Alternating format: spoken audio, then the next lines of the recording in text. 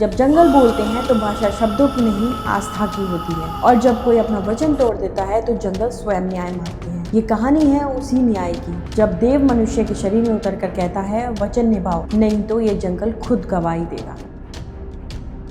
इस रिचुअल में आखिर ऐसा क्या होता है? तैयार करते हैं उसे 8 दिन पहले से पूरे सात्विक तरीके से रहना होता है। वो एक चलता फिरता बोलता हुआ देवता बन जाता है। पंजरुली नाम का मतलब है सुअर का बच्चा, बोर बेबी। पंजरुली एक दयालु देवा है, वो एक रक्षक हैं, वो खुशहाली लाते हैं और अपने भक्तों की समस्याएं दूर करते हैं। कौन थे गुलिका देवता? माँ पार्वती अपने हाथ में कुछ राख लेकर भगवान शिव के पास गई। उस राख में एक पत्थर निकला और वो पत्थर ही गुलिका देवता बन गया। उसके बाद भगवान शिव ने उन गुलिका देवता को धरती पर भेजा और कहा कि जो अत्याचार करेगा, जो अपने वचन का पालन नहीं करेगा, उसको तुम संहार करोगे।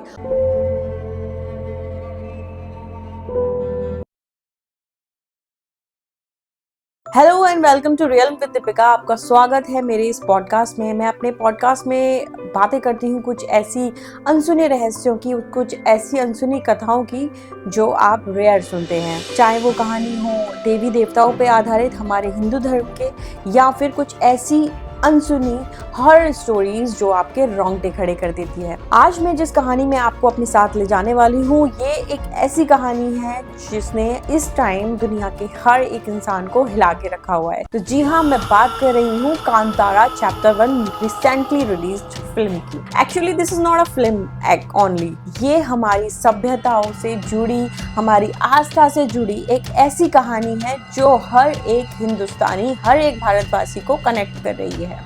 और इससे जुड़े दो देवता पंजरुली और गुलिका, आखिर कौन है वो, कहां से आए हैं वो, कैसे उनका जन्म हुआ और क्या उनका मकसद था? अगर आप नहीं जानते हैं तो आज मैं बस उन सभी के बारे में बात करने जा रही हूँ।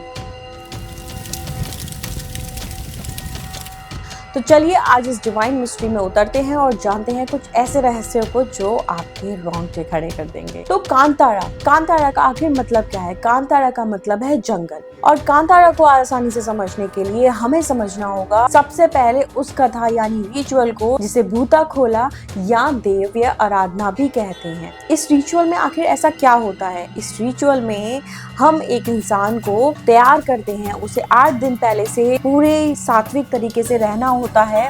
उस इंसान के अंदर देव को पधारना होता है और उस देव का नाम है पंजरुली देवता। पंजरुली देवता ये कर्नाटका के कोस्टल इलाकों जैसे मैंगलोर और उडुपी में मानी जाने वाली एक बहुत पुरानी प्रथा है। यहाँ भूत का मतलब भूत प्रेत या गोस्ट से बिल्कुल नहीं है।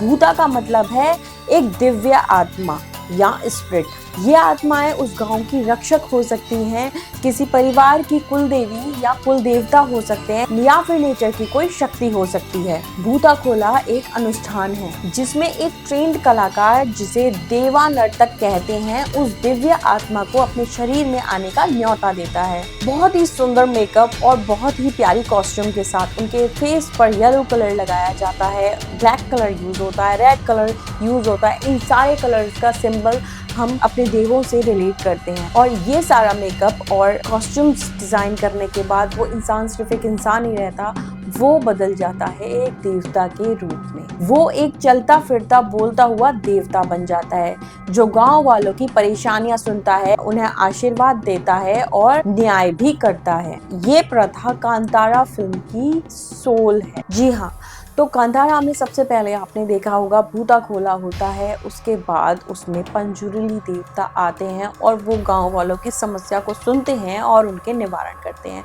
तो चलिए अब जानते हैं कि पंजरुली देवता कैसे बने, क्या थे, कैसे उनका जन्म हुआ। एक्चुअली अगर हम पौराणिक कथाओं के बारे में बात करें तो इसमें अलग अलग चीज़ें सामने आती हैं। इसमें बहुत सारे लोग बोलते हैं कि पंजरुली देवता वाराह देवता, जो कि हमारे विष्णु भगवान के 3rd अवतार थे, उनका ही रूप है, बट ऐसा नहीं है। पंजरुली तुलुनाडु के सबसे पूजनीय देवास में से एक है। पंजरुली नाम का मतलब है सुअर का बच्चा, बोर बेबी। और इनके जन्म की कहानी बहुत ही दिलचस्प है, जो कि रियल है। एक बार भगवान शिव और माँ पार्वती जंगल में विचरण कर रहे थे। वहीं पर एक सूअर ने कुछ बच्चों को जन्म दिया, जिसमें कि सारे बच्चे तो अपनी माँ के साथ चले गए, पर एक बच्चा वहीं पे रह गया और वो रोता हुआ माँ को दिखा, माँ पार्वती को दिखा, तो माँ पार्वती उसे अपने साथ कैलाश पे ले आई, उसका पालन पोषण किया। लेकिन जैसे जैसे वो बड़ा होता गया, उसने माँ पार्वती के वहाँ पे जो वन उद्यान थे, जो उनका बगीचा था, उसको नष्ट करना शुरू कर दिया। तब शिव भगवान को क्रोध आया और उन्होंने बोला, ये जो जानवर है इसको हम कुछ दिव्य शक्तियों के साथ धरती पर भेजेंगे, जिससे कि वो जंगल की रक्षा करेगा और सच्चाई का प्रतीक बनेगा। तो ये थी पंजरुली देवता की कहानी। पंजरुली एक दयालु देवा है, वो एक रक्षक हैं, वो खुशहाली लाते हैं और अपने भक्तों की समस्याएं दूर करते हैं। फिल्म कांतारा में यही वो देवा है जिनसे राजा मिलता है। वो राजा को मन की शांति का वचन देते हैं और बदले में अपने लोगों के लिए जंगल की जमीन मांगते हैं। पंजरुली का वचन सिंपल था, मैं तुम्हारे लोगों को खुश रखूंगा, बदले में तुमको ये जमीन को छोड़ना होगा। पंजरुली उस पवित्र वचन का प्रतीक है जो इंसान और प्रकृति के बीच होता है। लेकिन तब क्या होता है जब वो वचन टूट जाता है? तब आते हैं उनके साथी गुलिगा देवता। कौन थे गुलिगा देवता? लोक कथाओं के अनुसार इसमें भी कई डिफरेंट कहानी आती हैं जो कि अलग अलग तरीके से लोग बताते हैं, लेकिन मैं आपको बताती हूँ इसकी पीछे जो एग्जैक्ट कहानी है वो ये है। माँ पार्वती अपने हाथ में कुछ राख लेकर भगवान शिव के पास गई। उस राख में एक पत्थर निकला, उस पत्थर को भगवान शिव ने फेंक दिया। जब वो फेंका तो उसने एक उग्र रूप ले लिया और वो पत्थर ही गुलिगा देवता बन गया। गुलिगा देवता बहुत ही उग्र स्वरूप के थे और उनका जब अवतरण हुआ तो वो बहुत ही ज्यादा भूख में थे। जैसे ही उनका अवतार हुआ वो धीरे धीरे सारी चीजों को खाने लगे और उनकी भूख इतनी ज्यादा तीव्र थी कि अब वो माँ पार्वती की तरफ बढ़ने लगे और उनको भी खाने का प्रयास करने लगे। उस समय भगवान शिव ने उनको भगवान विष्णु के पास रेफर किया। भगवान विष्णु ने अपनी एक सबसे छोटी उंगली उन्हें काट कर दी और उसके बाद गुलिगा देवता की भूख शांत हुई। उसके बाद भगवान शिव ने उन गुलिगा देवता को धरती पर भेजा और कहा कि जो अत्याचार करेगा, जो अपने वचन का पालन नहीं करेगा, उसको तुम संहार करोगे। और गुलिगा देवता का रूप ही अग्रेसिव था। वो भगवान शिव ने उनको क्षेत्रपाल बना के इस धरती पर भेजा था। गुलिगा देवता बुरे नहीं है, वो न्याय के उस भयंकर रूप का प्रतीक है जो गलत करने वालों को सबक सिखाता है। जहाँ पंजरुली चेतावनी देकर माफ कर सकते हैं, वहीं गुलिगा सीधा और अंतिम दंड देते हैं। वो परिणाम है। अगर आपने पंजरुली को दिया वचन तोड़ा तो आपको गुलिगा का क्रोध का सामना करना ही पड़ेगा।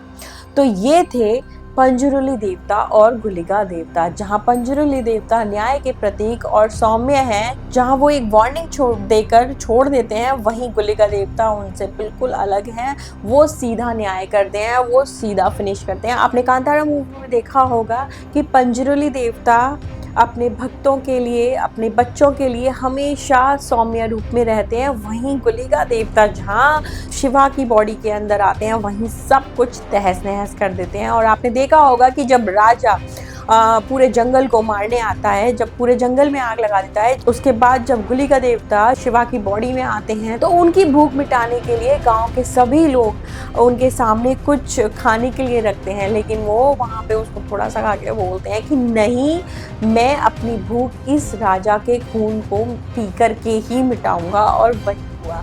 जब वो उस राजा को मार देते हैं तो उनके मुंह पे सारा खून लगा होता है और उसके पूरा ब्लड पी लेते हैं, तभी उनकी भूख शांत होती है। तो ये थे पंजरुली देवता और गुलिगा देवता। इसके अलावा पंजरुली देवता और गुलिगा देवता के बारे में तो आपने काफी लोगों से सुन ही लिया होगा, लेकिन इसके अलावा और भी बहुत सारे मिस्टीरियस कैरेक्टर हैं इस मूवी में। अब हम बात करेंगे उस बाघ की जो बार बार इस मूवी में दिखता है। आखिर वो कौन है? इन्हें पीली चामुंडी कहा जाता है। एक्चुअली पीली से मतलब है बाघ या चीता और चामुंडी का मतलब है स्प्रिट। तो पीली चामुंडी एक स्प्रिट है, एक टाइगर स्प्रिट है जो कि पूरी मूवी में थ्रू आउट शिवा जो मेन कैरेक्टर है उसकी हेल्प करता है। ये कोई और नहीं, माँ पार्वती, माँ दुर्गा का ही बाग है जिसकी ये स्प्रिट है। तो ये एक और ऐसा रहस्य है जो इस मूवी में दिखाया गया है। लास्ट में जाके आपने देखा होगा कि जब फाइट चल रही होती है शिवा की कनकवती की, तब कनकवती बोलती है कि अगर हिम्मत है तो मुझे छू कर दिखा। तो वो बोलता है कि तुझको मारने के लिए मुझे तुझे छूने की ज़रूरत नहीं है, अब मेरी बहन आएगी चामुंडी। तो आखिर ये देवी कौन थी? ये माँ काली, माँ दुर्गा का ही एक रूप है, माँ चामुंडी देवी। तो लास्ट में जब चामुंडी देवी आती हैं तो वो विदिन अ सेकंड उसको खत्म कर देती हैं, और विच इज फाइन, क्योंकि भगवान के लिए एक राक्षस को मारना एक बहुत बड़ी डील नहीं हो सकती, जो कि बॉलीवुड फिल्म्स में दिखाते हैं कि भगवान भी सामने आ गए हैं और फिर भी राक्षस उनके साथ बहुत ज़्यादा युद्ध किया जा रहा है, which is not a good thing. ये मेरा पर्सपेक्टिव है ओनली। तो आपका क्या पर्सपेक्टिव है आप मुझे ज़रूर बताइएगा। तो ये थे इस पिक्चर में कुछ ऐसे कैरेक्टर्स जो एक्चुअली कैरेक्टर्स नहीं है। ये इस टाइम भारत के, इस हिंदुस्तान के हर एक इंसान को कनेक्ट कर रहे हैं, इसीलिए ये मूवी इतनी सुपरहिट जा रही है। चाहे आप यूपी में चले जाओ, चाहे आप उत्तराखंड में चले जाओ, या फिर किसी भी देवता, हर एक इंसान के देवी देवता होते हैं जो उनके फेस्टिवल्स में उनके शरीर में आते हैं और उनकी प्रॉब्लम्स को सॉल्व करते हैं, बस उनका रूप अलग होता है। तो वही इस मूवी में दिखाया गया है, जो कि हमारी रूट से हमको जोड़ रहा है। तो ये थी कांतारा के मिस्टीरियस कैरेक्टर की कहानी। आपको मेरा पॉडकास्ट कैसा लगा? कांतारा की ये स्टोरी कैसी लगी? ये मिस्टीरियस कैरेक्टर्स की स्टोरी कैसी लगी? मुझे कमेंट्स में ज़रूर बताइएगा। अगर आप इसके बारे में कुछ और भी जानना चाहते हैं तो मुझे कमेंट सेक्शन में ज़रूर बताइएगा। अगर आपने मेरा चैनल अब तक सब्सक्राइब नहीं किया है तो guys please do subscribe my channel. मैंने बहुत अच्छी अच्छी स्टोरीज डाल रखी हैं, जाइए एंड प्लीज़ उसको देखिए, और मुझे आप बता सकते हैं कि आपको किस तरह की कहानी और आगे चाहिए। मैं उस टॉपिक पर भी आपके लिए पॉडकास्ट ज़रूर लेकर आऊँगी। अगर आप चाहते हैं कि आप मेरे साथ बैठकर अपनी कहानी खुद से बताएं, कोई हॉरर स्टोरी, कोई ऐसा सीन जो आपके साथ रियल में हो चुका है, तो आप वो भी मुझे बता सकते हैं। मेरे इस पॉडकास्ट में, मेरा फर्स्ट पॉडकास्ट जब मैंने ये चैनल स्टार्ट किया था, तो मैंने फर्स्ट पॉडकास्ट अपनी रियल स्टोरी पे बनाया था, उसको ज़रूर देखिएगा अगर आपने नहीं देखा है। और ऐसी कोई कहानी अगर आप मुझसे शेयर करना चाहते हैं, you can mail me. Description में आपको मेरी मेल ID की सारी डिटेल्स मिल जाएंगी। Guys thank you so much, अपना ध्यान रखें और मैं मिलती हूँ आपसे नेक्स्ट एपिसोड में। तब तक के लिए गुड बाय।